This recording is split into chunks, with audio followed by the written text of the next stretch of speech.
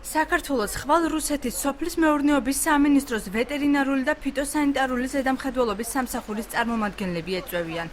დელეგატები საქართველოს სურსათის უვნებლობის სამსახურთან ერთად საექსპორტო პროდუქციის ფიტოსანიტარულ კონტროლს განახორციელებენ.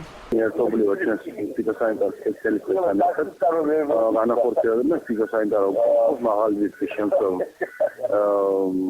მცენარეული წარმოშობის პროდუქციაზე, რომლის შემდეგაც მოხდება უკვე შეუპრეცებლად ფედერაციის ჩვენი პროდუქციის გატანა. ზონი ატმით იწყება, შემდეგ უკვე სხვა პროდუქცია, რომელიც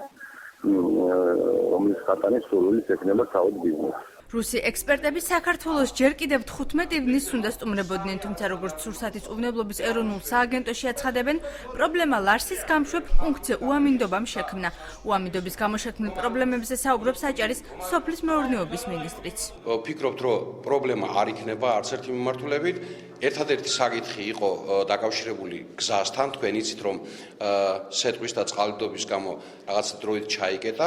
ეხლა ყველაფერი არის ნორმალურად და შესაბამისად ვემზადებით, რომ დავიწყოთ ატმის და სხვა კულტურების გატანა რუსეთის ბაზარში. აჭარაში ახლა არაფერი არ არის ესეთი გაიტანა. ძირითადად საუბარია კახეთი, ქვემო ქართლი და შიდა ქართლი. როგორც ცნობილია, რუსეთში საექსპორტოდ გასატანი პროდუქციის ჩამონათვალი მაისის თვეში გაიზარდა. ნუსხას შემდეგი სახის პროდუქცია შეემატა: კიტრი, პომიდორი, კომბოსტო, ბადრიჯანი, ალუბალი, გარგარი, ქლიავი, ხურმა, კივი, კენკროვნები და სხვა. აღმოჩნდა, რომ ერთი თვის წინ მიღებული შეთანხმების შესახებ აჭარელი ფერმერები ინფორმირებული არ არიან. ჩვენთვის არავის ამაზე არც უცბია და ვაზე არ ვარ. იყო საშუალება გლეხმა რაღაცა თუ მოიყვანა, უნდა გაასახოს ეს თუ ეს რუსეთში თუ იქნება, საზას იქნება, ეს კარგია. ჯერ არაფერი არ გაგვიგია. არც ტელევიზორით მოგისმენიათ?